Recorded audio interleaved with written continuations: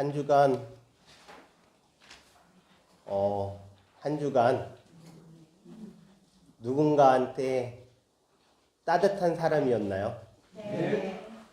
그렇게 확실하게 대답하실 수 있다니 대단하시군요. 저는 따뜻한 사람이었고 싶었는데 참을성이 부족해서인지 마음은 따뜻하게 대하려고 해도 또 그게 잘 안 되는 게 있는 것 같아요. 다 내 마음처럼 이루어졌으면 좋겠지만 이게 상대적인 거기 때문에 나의 마음이 그렇다고 하더라도 상대방 마음은 아닐 수가 있기 때문에 따뜻한 마음이 나오려다가 하다 보다가도 대화를 하다가 또는 어떤 일이 벌어지다 보니까 그 마음이 언제 사라지고 혼내려고 하는 마음, 잔소리하려고 하는 마음, 그런 것들이 일어나는 것 같습니다. 따뜻해지기가 쉽지가 않은데 여러분들은 따뜻하셨다니까 정말 대단하신 것 같습니다. 따뜻해지지 못하는 이유 아까 전에 얘기했어요. 많은 것들이 걸려서 그래요. 살다 보면 걸리는 것들이 참 많아요. 남의 꼴이 참 보기 싫을 때가 있고, 그렇죠? 어떠한 일이 내 앞을 다 가로막아서 장애가 될 때가 있고, 그렇다 보니까 내 마음을 온전히 표현하고 싶어도 그게 잘 쉽지가 않아요. 우리 법구경에는 이런 내용이 나옵니다. 소리에 놀라지 않는 사자처럼, 그물에 걸리지 않는 바람처럼, 진흙에 더럽혀지지 않는 연꽃처럼, 콧불소의 뿔처럼 혼자서 가라. 원래는 이제 공지영 작가 이렇게 보면은 무소의 뿔처럼이라고 표현을 했는데 이제 법구경 이제 보면은 왜 뿔을 가지고 있는 콧불소의 뿔처럼 혼자서 가라라고 나옵니다. 소리에 놀라지 않는 사자. 우리는 소리에 놀래요. 사람들 들려오는 소리에 계속 민감하게 반응합니다. 남들이 내 얘기하고 또는 제가 남 얘기하고 그런 소리에 계속 걸려 들어가요. 번뇌를 막 만들어요. 바람이 일어나죠. 여러 가지 사건들이 풍파가 일어납니다. 그 풍파 속에서 마음이 여기 갔다가 저기 갔다가 그럽니다. 하루에도요 5만 가지 생각이 막 일어났다가 가라앉고 일어났다가 가라앉습니다. 누워서 잠을 자려고 해도 오늘 있었던 일 때문에 분해서 또는 속이 상해서 마음이 허전해서 계속 그 생각이 일어나다 보니까 나중에는 잠 못 이루고 지옥을 맛보고 있을 수도 있습니다. 그렇죠? 그리고 나는 깨끗한 것 같은데 이 세상에 나는 아무것도 안 한 것 같고 깨끗이 잘 산 것 같은데 세상이 더럽고 세상 사람들이 만만치 않고 그래서 내가 어쩔 수 없이 더럽혀진다라는 생각을 하면서 살아가고 있는지도 몰라요. 하지만 지금 우리 불교 공부는 아까 전에 법국에서 얘기한 것처럼 뭐라고요? 소리에 놀라지 않는 사자처럼 바람, 그물에 걸리지 않는 바람처럼 진흙에 더럽혀지지 않는 연꽃처럼 이 수행의 길을 꼿꼿이 가서 결국엔 열반 모든 것으로부터 속박으로부터 벗어나서 대자유를 이제 경험하는 것을 목표로 삼고 있습니다. 지난 시간에 우리가 공부한 것이 제3분이죠. 대승 정종분. 대승의 가장 근본적이고 올바른 가르침에 대한 이야기를 했습니다. 대승의 가장 올바르고 근본적인 가르침이 뭐라고 나오나요? 무엇인가요?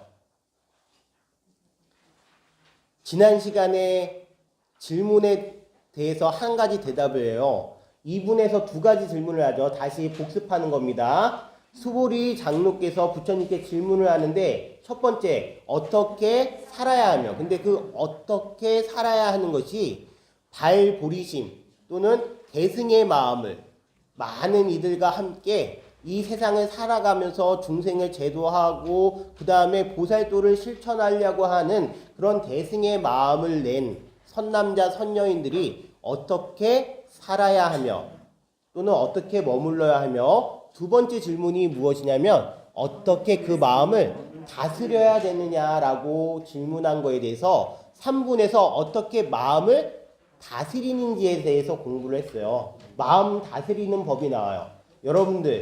여러분들은 외로울 때 어떻게 마음을 다스리시나요?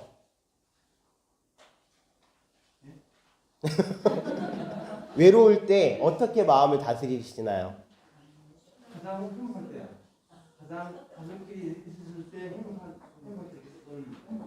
가족끼리 있었을 때 행복했던 기억을 떠오른다. 그것도 마음 다스리는 방법이에요.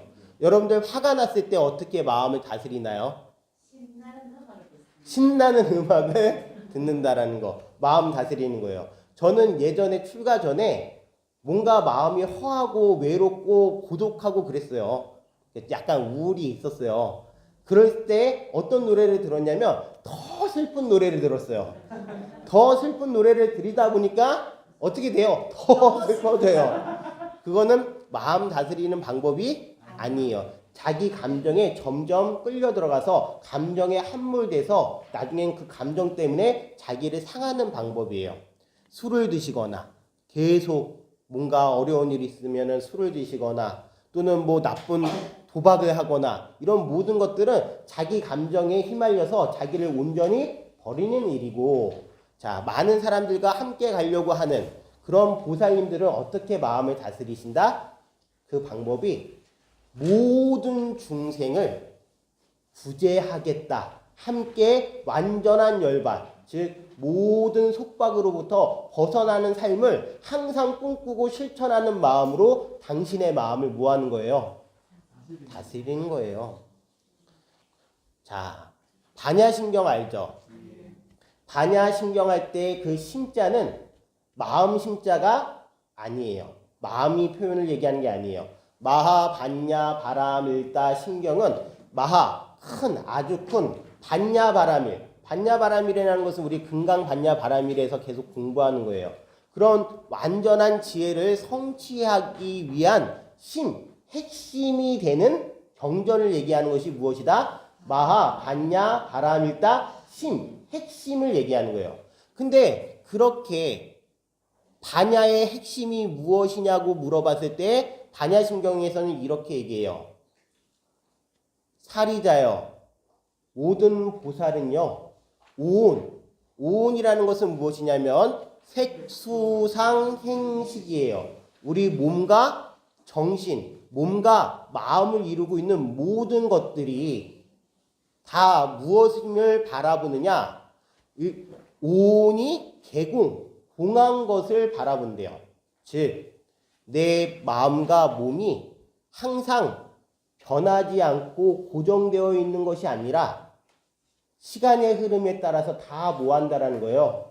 변화하고 사라진다라는 거예요. 일어났다가 사라지고 인연이 돼서 무언가 원인이 생기고 조건이 생기면 일어났다가 그 원인과 조건이 사라지면 사라지는 거예요.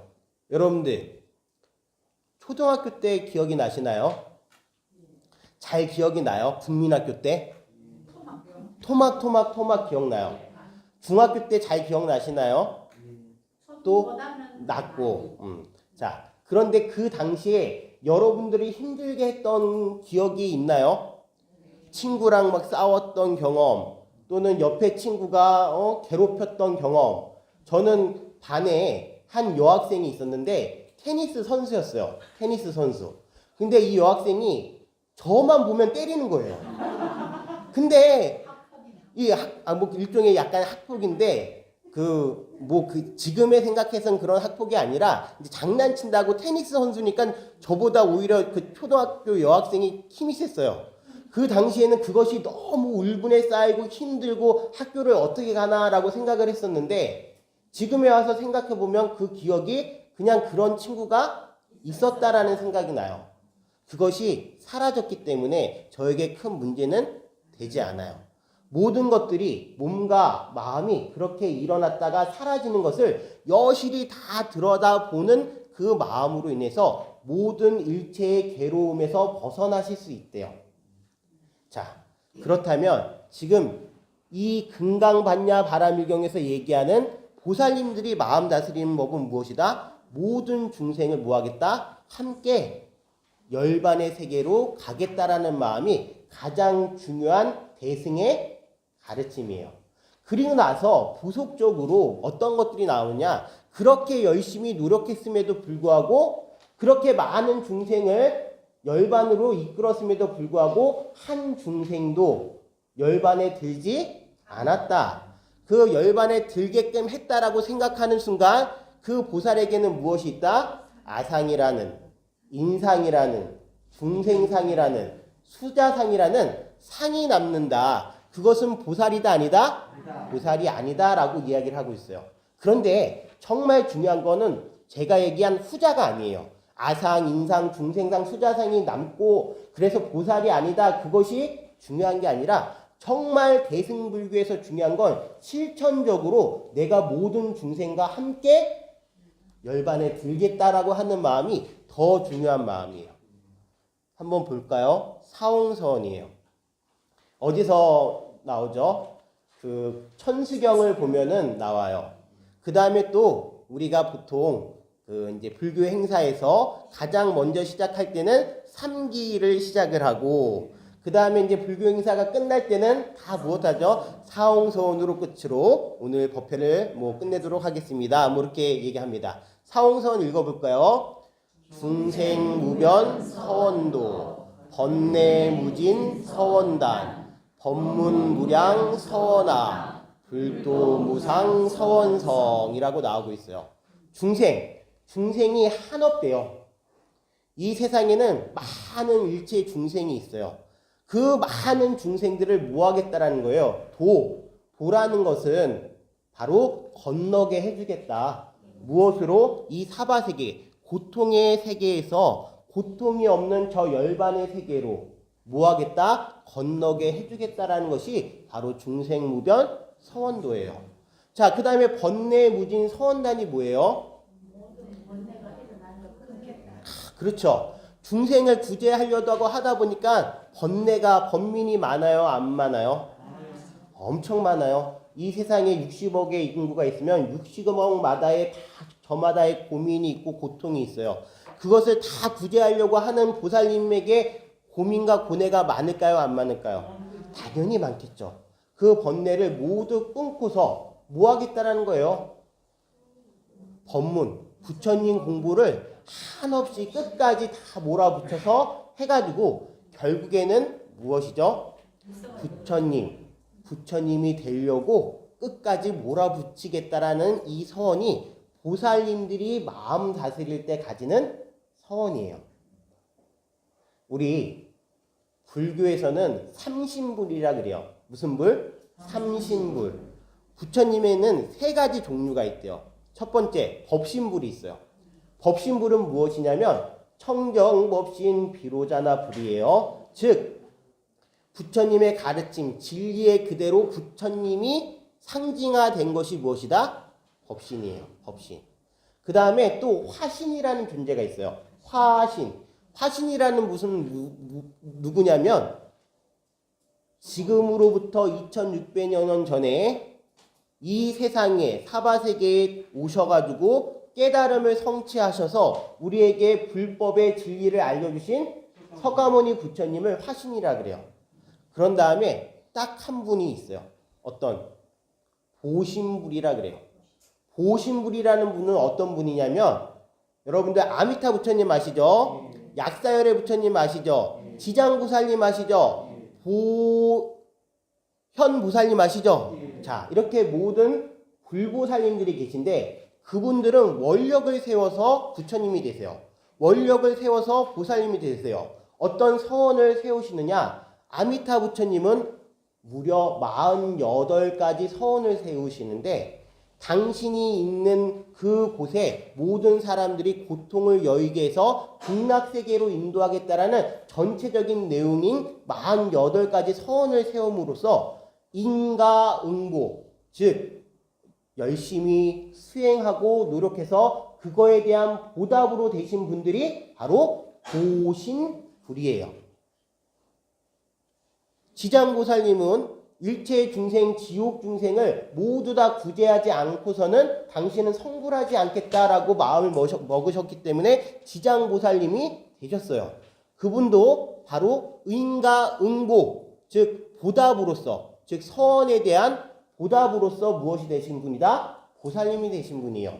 이게 바로 보신불 사상이에요.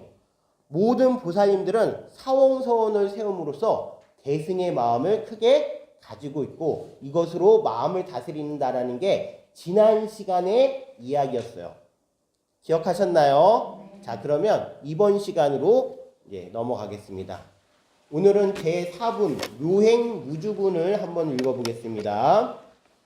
자, 묘행무주분 한문 부분 읽어보고 그 다음에 한글 부분 읽겠습니다. 자, 그러면 시작. 부차 수고리 보살어법 응무소주 행어보시 소위 부주제고시 부주성향 미초법고시 수고리 보살 응여시부시 부주어상 하이고 약보살 부주상부시 기복덕 불가사량 수고리 어이우나 동방허공 가사량부 불야세존 수고리 남서북방 사유상하허공 가사량부 불야세존 수고리 보살 무주상보시복덕 역구여시 불가사량 수고리 보살 당릉 여소교주. 자, 이제 한글 부분 읽겠습니다. 또한 수고리여 보살은 어떤 대상에도 집착 없이 보시해야 한다. 말하자면 형색에 집착 없이 보시해야 하며 소리, 냄새, 맛, 감촉, 마음의 대상에도 집착 없이 보시해야 한다. 수고리여 보살은 이와 같이 보시하되 어떤 대상에 대한 관념에도 집착하지 않아야 한다. 왜냐하면 보살이 대상에 대한 관념에 집착 없이 보시한다면 그 복덕은 헤아릴 수 없기 때문이다. 수보리여 그대 생각은 어떠한가? 동쪽 허공을 헤아릴 수 있겠는가? 없습니다. 세존이시여.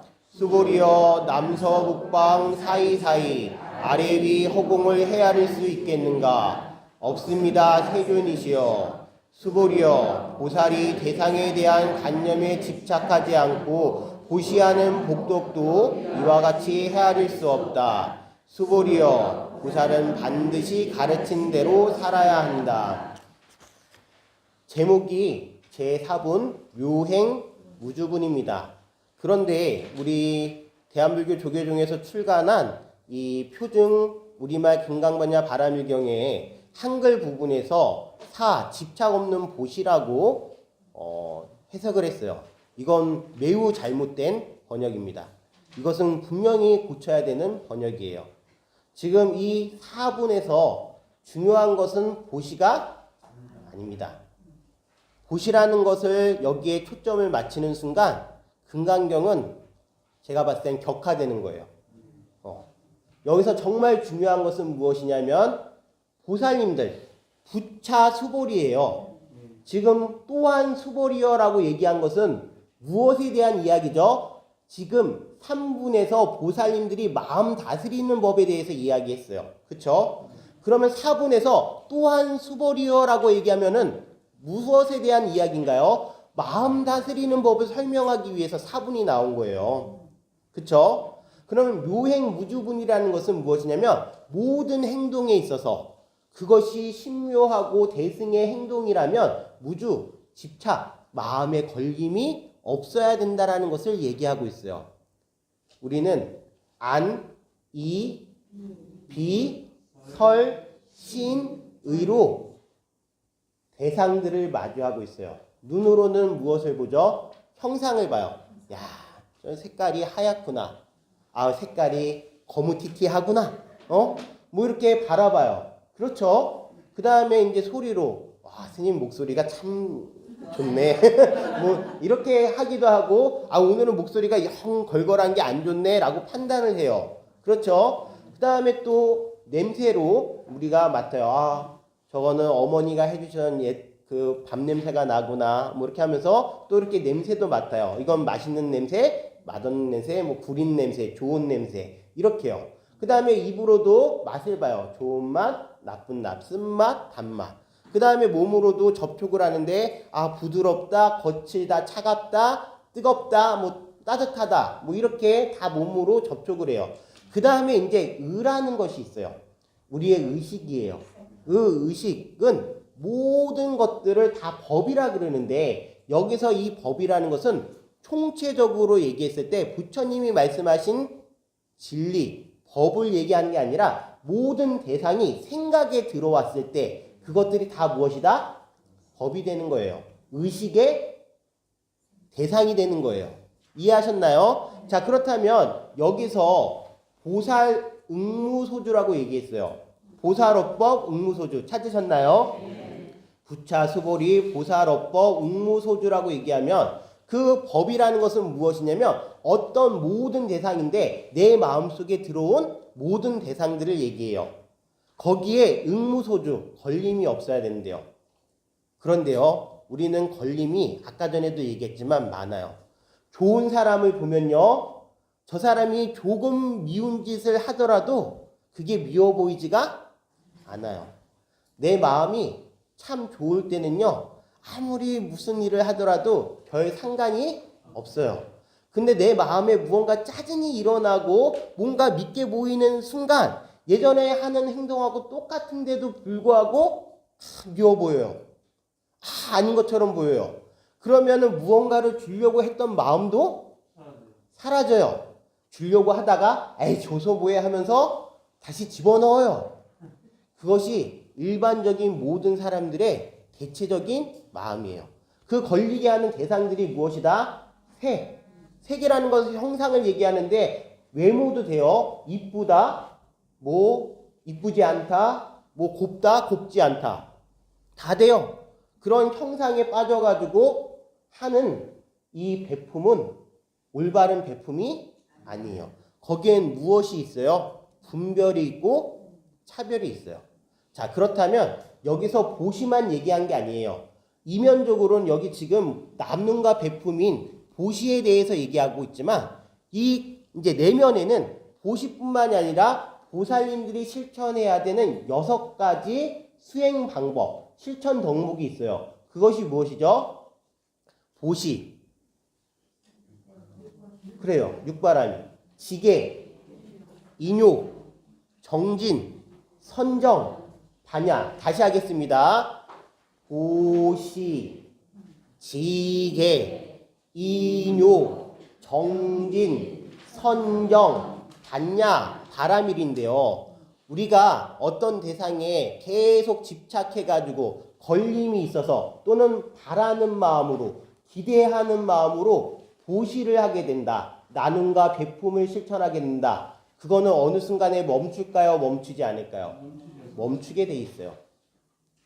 내가 어떤 대상 때문에 열심히 살고 있고 지게 청정한 계율을 지키고 규율을 지키고 있다. 어떤 대상 때문에 라고 생각을 하는 순간 그것은 그 어떤 대상이 잘못하거나 기대를 저버리거나 또는 사라진다면 멈추게 돼 있어요? 안 멈추게 돼 있어요?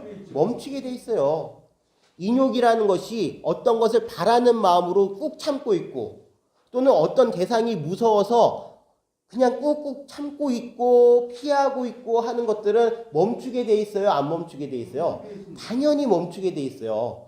그것은 보살님들이 당신의 대승 마음, 즉 모든 중생을 제도하겠다는 마음에서 점점 멀어지게 하는 거예요.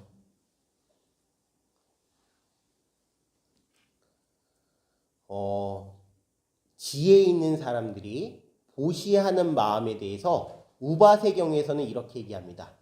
지혜로운 사람은 자기의 것을 모두 다 보시하는 이유가 어떤 지위를 바라는 마음에서 하는 것이 아니라 다른 사람들의 인정을 받기 위해서 하는 것이 아니라 다음 생에 좋은 곳에 태어나서 잘 살려고 보시하는 것이 아니라 중생들을 연민하는 마음 때문에 자기 것을 나누는 것이고 남이 안락해지기를 바라는 마음 때문에 모든 것을 나눈다라고 이야기하고 있어요.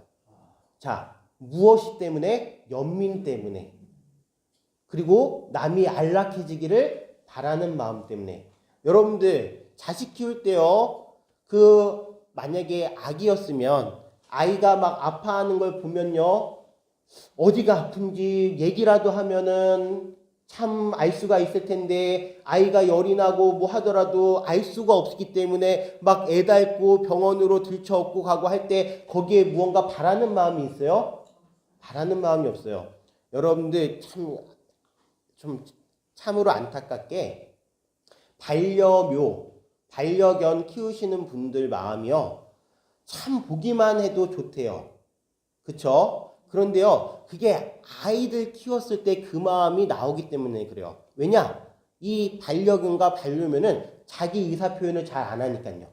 그런데 이제 아이들이 커가지고요, 엄마가 바라는 마음이 있고, 무언가 말을 듣지 않고 무엇을 하게 되면 이제 말대꾸를 점점 하게 되면요, 사랑하는 마음이 뭐 이렇게 점점 변화하게 되죠. 그것이 바로 무엇 때문에 그러냐? 내 마음 상태가 달라졌기 때문에 그래요. 아이를 바라보던 연민과 그리고 평안하기를 바라는 그 마음이 이제는 내 기대에 부응해서 어떻게 사라졌으면 좋겠고, 또는 이제 너도 다 컸으니까 엄마 마음을, 아빠 마음을 좀 헤아려 줬으면 좋겠다라는 그 생각 때문에 여러분들 무언가 계속 변질적으로 예전의 마음에서 달라져요.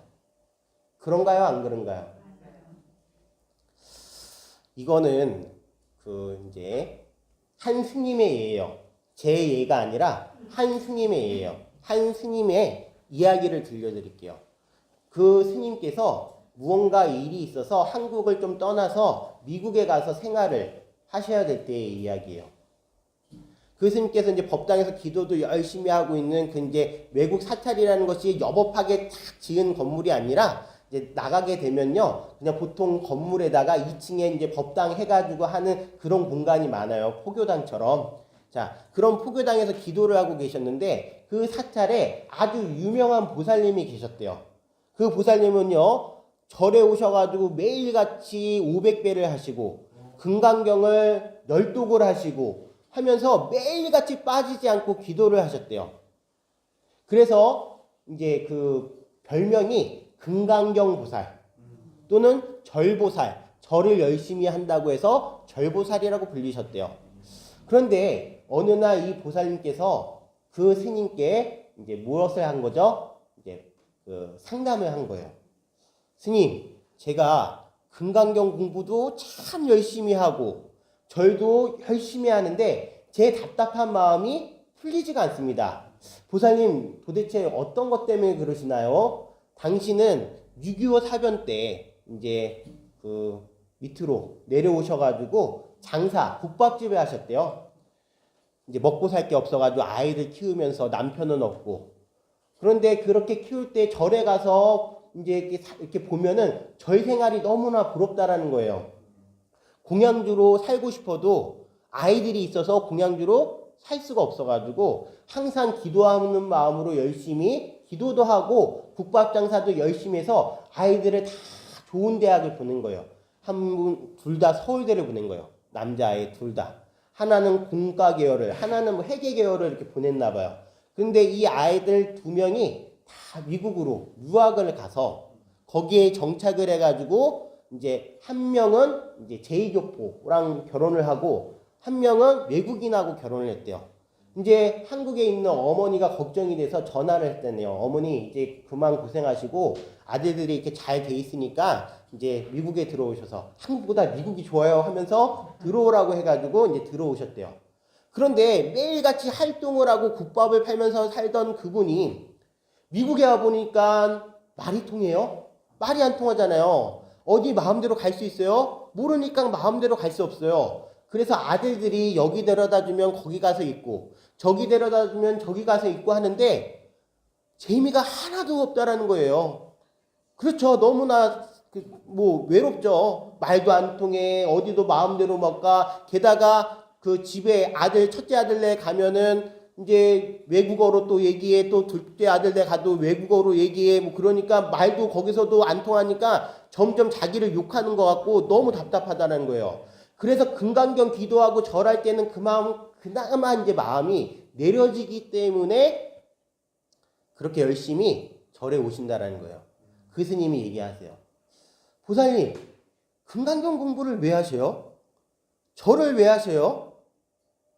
아니, 그 아드님들이 다 엄마 걱정해가지고 오시라고 했잖아요. 거기 그 한국에 있었을 때는 그만 고생하고 절에 살고 싶다라는 마음, 지금 절에 와서 기도 열심히 하고 계신데 뭐 그렇게 또 뭐가 불만이 생기세요? 보살님, 지나가는 사람이, 그냥 지나가는 사람이 미워요? 안 미워요. 스님 안 미워요. 지나가는 사람이 왜 미워요? 아니, 지나가는 사람도 안 미운데 자식이 여기다 데려다 줘. 그 다음에 용돈도 드려. 지나가는 사람도 안 미우는데 보살님한테 그렇게 잘하는 아들을 왜 미워해요? 용돈도 드리고 그 다음에 어디 데려다 드리고 하는데, 자, 그러면 어떻게 해야 되느냐? 이제부터 생각하세요. 저 사람은 남이다. 누구를 보고서? 자식을 보고서. 저 사람은 남이다. 저 사람은 남이다. 이렇게 생각을 하라고요. 그 보살님이 화가 막 이렇게 나요. 스님 말이야. 저 자식을 보고 저 사람은 남이다라고 해가지고 화를 내면서 가셨대요.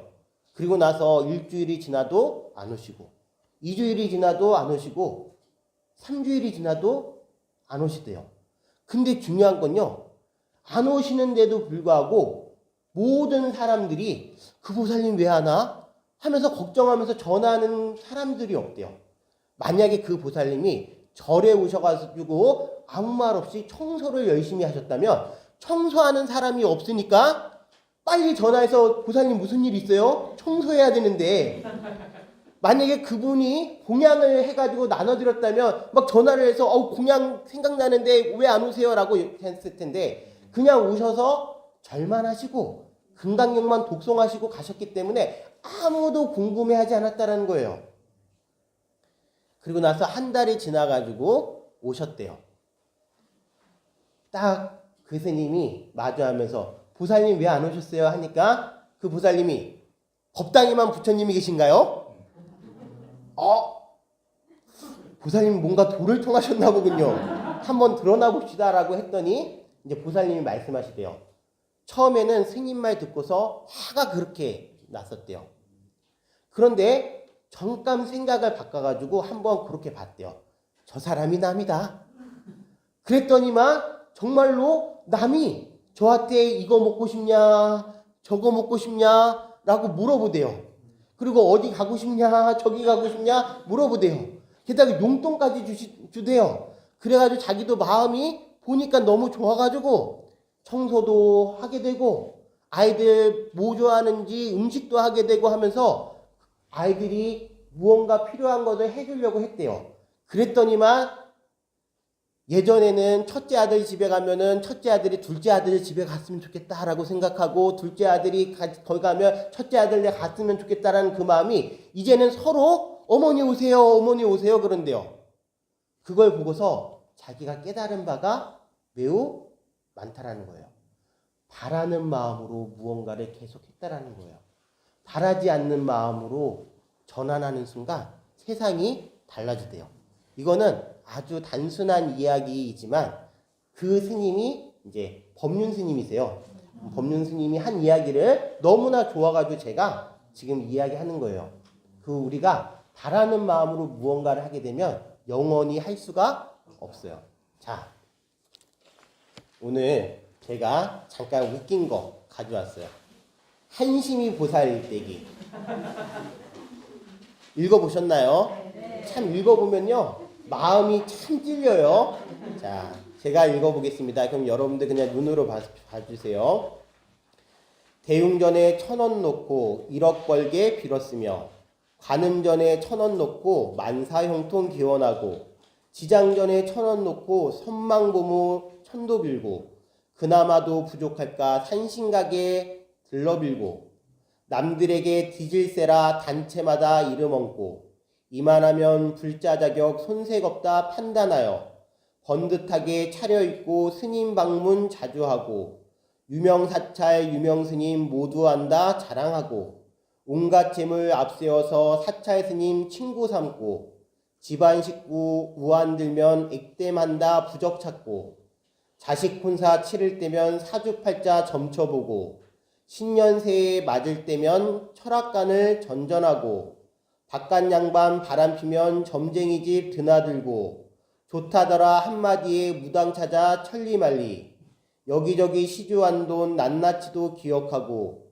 스님들께 보시한 일 빠짐없이 입에 담고 만나 뵙는 스님들께 큰 스님들 친견자랑 자랑 부처님정 공양간에 자기 것을 앞세우고 참배 숫자 내세워서 신도계급 따져묻고 신행단체의 움직임에 사사건건 빈정대고 절에 와서 기도 않고 스님들과 하하호호 자기보다 젊은 신도 첫말부터 반말하고 얼굴 조금 반반하면 경계하고 텃세하며 사찰 질서 잡는다고 초심자의 호랑이지 사찰 살림 스님 행동 누구보다 먼저 알아 주고받는 얘기소리 법당 안에 제일 크고 맘에 드는 불명 타러 사찰마다 기웃기웃 수련대에 다녀와서 깨달음을 입에 담고 수행승과 대화 후에 수행정도 가늠하고 스님께서 담담하면 중생교와 시비하고 스님께서 나무라면 원수처럼 험담하고 스님께서 웃으시면 좋아한다 호들갑에 어느 사찰 어느 스님 구설수에 온전할까 어리석은 중생행동 그렇거니 참았는데 해도 너무하니 참된 불자 애같하네 그나마도 부족하여 집안일이 안 풀리면 기도해도 소용없다 삼보비방 일삼다가 개종하면 좋아질까 늙음하게 종교 바꿔 열심히도 다니다가 임종할 때 후회하여 나무아미탑을 관세음보살 부처님 용서해 주이소. 참으로 옳은 얘기가 구구절절이 쓰여져 있어요. 누가 이것을 쓰셨는지 참으로 잘 관찰을 하셨어요. 자, 그런데 진짜로 마음 아픈 일이에요. 우리 불자님들의 자세가 어떠했는지 되돌아보게 할 수 있는 이게 우스갯소리가 아니라 진짜 큰 책짓질이에요. 제가 이것을 굳이 제가 읽어만 드리면 될 것을 복사를 해드린 이유가 있어요. 간직하고 계시면서 한 번씩 꺼내다 보시면서 자기 점검을 하시라고요. 내가 이런 사람이 되고 있지는 않은지. 그러면 점점 대승정종, 즉 대승의 큰 가르침, 반야의 큰 가르침에서 점점 멀어지고 있는 거예요. 저는요 이렇게 생각해요. 물론 이렇게 경전을 열심히 공부해서 깨달음을 추구하기 위해서 산매에 들어서 열심히 수행하는 그 모습 다 좋다라고 생각해요. 그런데 그 뒤에 남는 것이 남들 앞에 그것을 내세우려고 하는 마음이라면 그것은 정말로 공부가 안 되는 것이에요. 아까 전에 누가 도로아미 타불이라고 그랬죠. 10년 공부 도로아미 타불이에요. 그것은 의미가 없는 공부를 계속하고 있는 거예요. 여러분들 양무제라는 분 아세요? 그 다음에 달마대사라는 분 아시죠? 양무제와 달마대사의 이야기를 알고 계신가요? 아주 유명한 일화예요. 양무제가 이제 달마대사가 저 천축국 인도에서 법을 전하기 위해서 중국으로 넘어온다라는 소식을 듣고서 마중을 나가요. 달마대사를 딱 보니까요 생긴 게 이렇게 준수하지가 못한 거예요. 우리가 보면요 깨달음을 가지신 분은 여복하게 생긴 것도 이렇게 잘 생기고 무언가 차림새도 참 말끔하고 그랬으면 좋겠다라는 생각도 바로 색에 걸림이 있는 거예요. 형상에 걸림이 있는 거예요. 그런데 달마대사는 그런 형상에서 벗어나 계셔요. 그렇죠? 우락부락 생기시고 그 다음에 이 모습도 초라한 거예요. 그럼 이제 양무제 마음속에 이미 걸림이 있는 거예요. 아우 저런 분이 무슨 법을 그렇게 큰 불법을 전하겠어 라고 생각을 하게 되죠. 게다가 양무제를 바라봤을 때 달마대사는 집신 한 짝을 벗어서 머리 위에 얹고 계셨어요. 게다가 그런 모습을 보니까 너무나 하찮아 보이는 거예요. 질문을 하죠. 아니, 대사님, 왜 집신 한 짝을 이 머리에 이셨나요? 달마대사께서 말씀하세요. 제가 이렇게 집신 한 짝을 신발을 머리 위에 올린 것은 신발이 꼭 발에 신어야 된다라는 관념을 벗어나게 하기 위한 것이다. 라는 거예요. 만약에 예전부터요, 신발을 여기다가 끈을 매서 머리에 쓰고 다녔다면 그 신발이 무엇의 역할을 했을까요? 머리 가리개의 역할을 했을 거예요. 우리의 관념이라는 것은 그런 거예요. 고정되는 순간 이미 변화되기가 어려워요. 달마대사님은 그것을 깨기 위해서 집신을 머리에 이셨대요. 자, 그런 다음에 이제 양무제가 물어봐요. 대사님이시여, 저는 불법을 홍포, 널리 퍼뜨리기 위해 수많은 탑과 사원을 건립하고 역경, 즉 경전을 번역하는 사업을 통해서 승고, 스님들을 잘 공양했습니다. 그렇다면 저의 공덕은 어떻습니까? 라고 얘기했을 때 달마대사님께서 뭐라고 얘기하셨죠? 네, 없다라고 말씀하셨어요. 네, 그 없는 이유는 무엇일까요? 진짜 공덕이 없어서 무라고 하셨을까요? 아니에요. 그 모든 것들의 마음에 무엇이 있기 때문에, 바라는 마음이 있기 때문에 그런 공덕은 공덕이 아니다라는 것을 말씀하시고 싶었을 거예요. 여러분들, 우리가 복덕이라는 얘기를 많이 해요. 복덕. 그리고 나서 지금 여기에서도요, 이렇게 얘기하고 있어요. 수보리여, 보살은 이와 같이 보시하되 어떤 대상에 대한 관념에도 집착하지 않아야 된다. 여기서 얘기하는 그 관념, 상이라는 것은 지난 시간에 얘기한 산야, 즉 아상, 인상, 중생상, 수자상 얘기할 때 자의식, 내가 있다라는 상을 내는 그런 산야가 아니라 니미따라고 해서 대상이 가지고 있는 모습에 대한 이 마음새김을 뭐라 그런다? 여기서 얘기하는 상이라 그래요. 우리가 어떤 대상이 마음속에 좋게 그려지면 항상 그 대상을 생각하면 좋은 마음만 일어나게 하는 그 모습.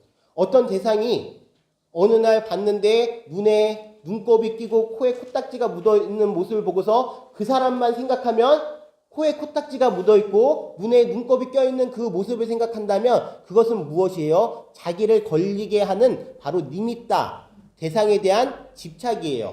자, 그런데 어떠한 관념에 대해서도 집착하지 않아야 한다. 왜냐하면 보살이 대상에 대한 관념에 집착 없이 보시해야 한다면 그 복덕은 무할 수 없기 때문이다? 헤아릴 수 없기 때문이다. 이것이 지금 요행무주분에서 우리가 착각하면 안 되는 부분이에요.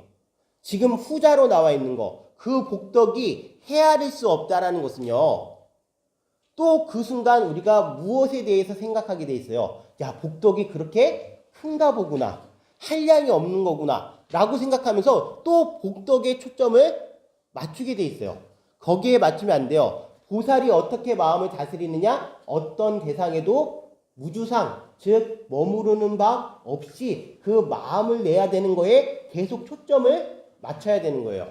그리고 복이라는 것은 누군가 주고 누군가 만들어서 전해주고 하는 것이 절대로 아니에요. 또 한 가지 예를 들게요. 예전에 한 청년이 있었습니다.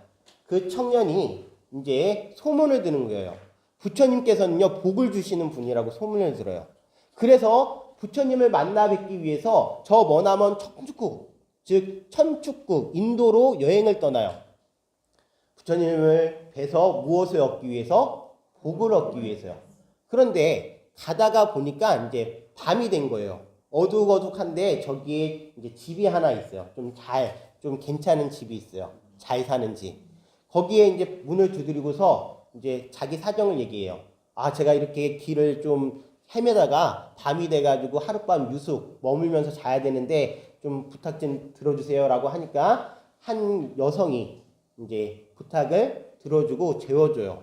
그런 다음에 이제 다음날 이제 부처님 만나 뵈러 가야 된다고 하니까 이제 이 그 부인이 이제 한 가지 부탁을 해요.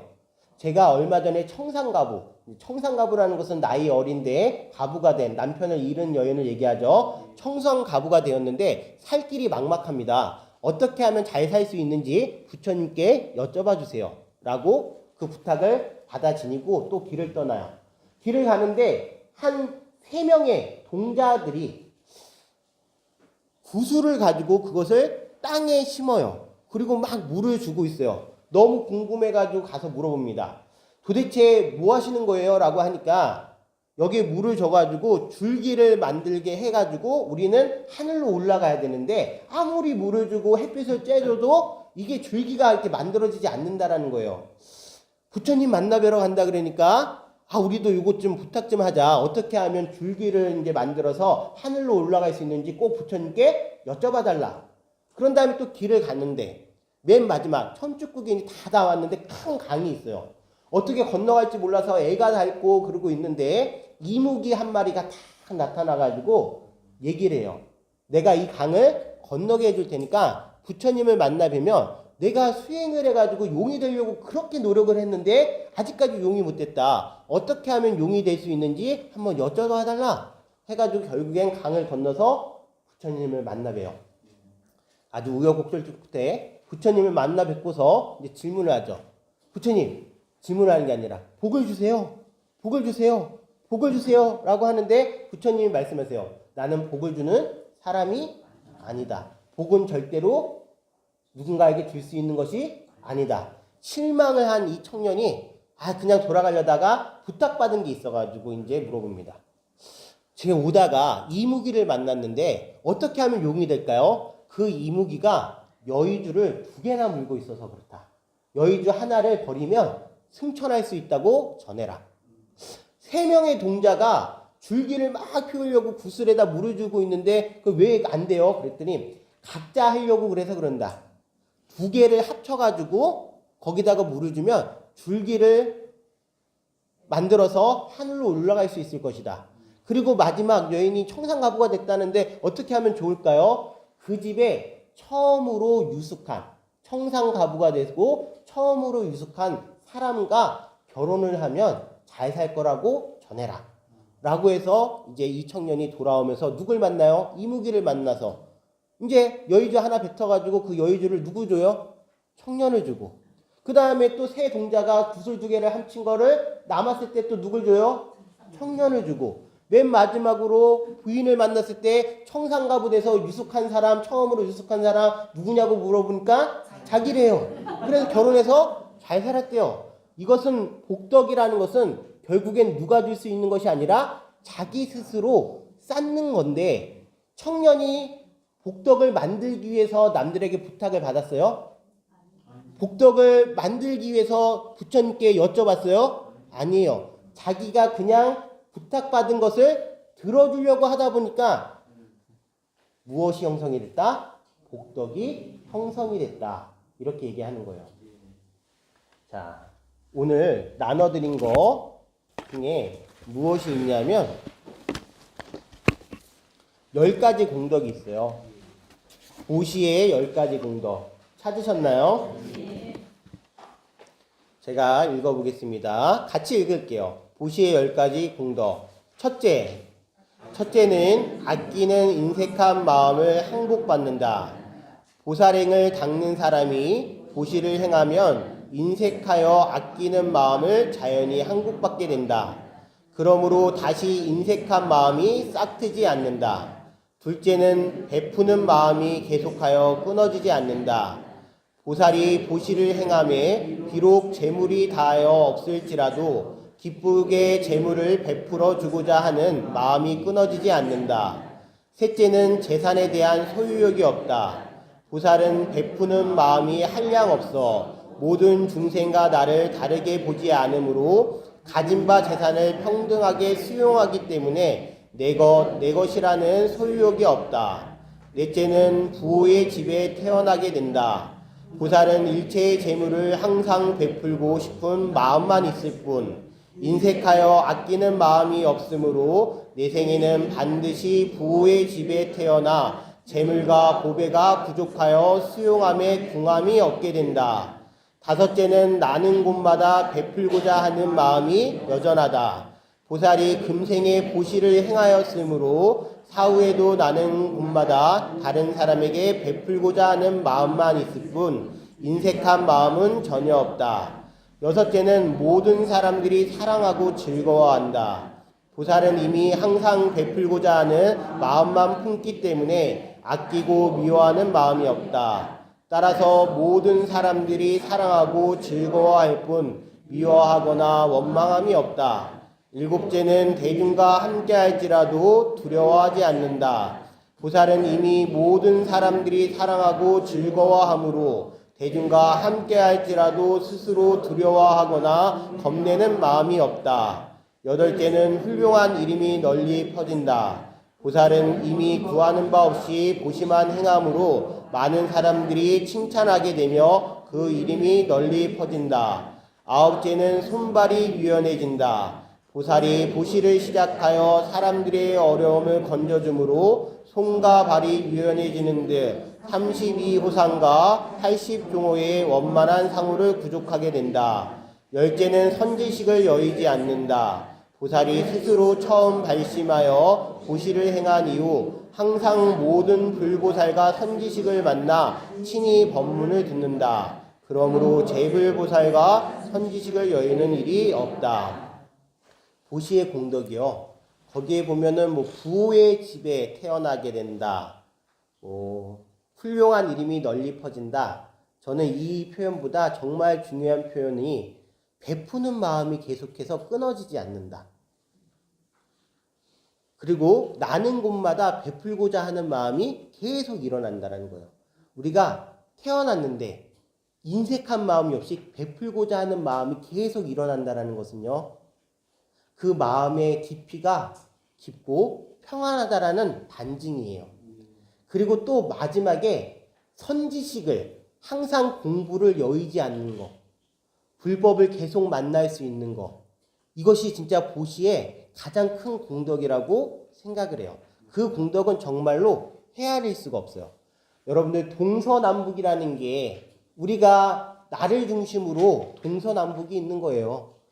나라는 존재가 없으면 동서남북이 있어요, 없어요?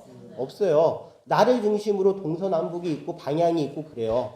그런데 그 순간 동서남북이 생기는 순간 공간을 우리가 동서남북으로 나누는 순간 그거는 한정이 있는 거예요. 나뉘어지지 않았을 때 그것은 한량이 없어요. 분별하지 않았을 때 그것은 한량이 없어요. 분별하는 마음은 내가 색성향 미촉법에 계속 걸려있기 때문이에요. 여러분들 오대산 아시죠? 거기에는 문수보살님이 문수동장님 상이 있어요. 그런가요? 안 그런가요? 오대산. 자, 무엇 때문에 유명하죠? 멀정사 때문에 또 유명하지만 거기에 부처님의 진신사리가 모셔서 있어요. 중대 상원사에 정멸보궁에. 우리나라 5대 정멸보궁 대볼까요? 자, 양산의 통도사. 자, 그 다음에 영월의 사자산 법주사. 영월에 있어요. 영월에 법풍사. 사자산 법풍사. 자, 그 다음에 또 저기 설악산의 봉정암. 그 다음에 오대산 상원사에 있어요. 그리고 맨 마지막에 어디에 있을까요? 진부람이요? 진부람에도 진신사리가 모셔져 있죠. 아주 좋은 절이에요, 진부람. 네. 자, 제가 얘기했어요. 통도사, 상원사, 봉정암, 그 다음에 법풍사, 정선, 정암사, 고안, 정암사. 정암사라고 들어보셨나요? 자장율사와 문수보살의 이야기가 전해지는 정선의 정암사에 대해서 이야기를 할게요. 자장율사라는 분이 신라시대의 분인데 그분이 이 5대 정멸보궁을 다 만드셨어요. 그 5대 정멸보궁 중에 마지막이 정선의 정암사예요. 원래는 정암사라는 이름이 아니라 갈래사라 그래요. 갈래사. 예전에 그 자장율사께서 강릉에서 수행을 하고 계셨을 때 꿈에서 범승, 아주 이제 신묘한 스님이 나타나서 갈반지로 가서 부처님을 위해서 기도하라라고 얘기하셔요. 갈반지. 그걸 찾다 보니까 저기 강원도 정선에 갈래라는 곳이 있는 거예요. 갈래. 그게 왜 갈래라는 이름을 가지게 됐냐면 자장율가께서 이제 절을 지으려고 이제 마음을 내니까 이 마음 낸 것이 세 갈래로 갈라져서 하나는 정멸보공 자리, 하나는 지금의 수마노탑이라는 곳이 있어요. 보물이에요. 수마노탑 자리. 그리고 법당 자리로 가서 이것이 퍼졌다라고 해서 세 갈래가 이루어졌다 그래서 갈래라고 그래요. 마을 이름이 갈래예요.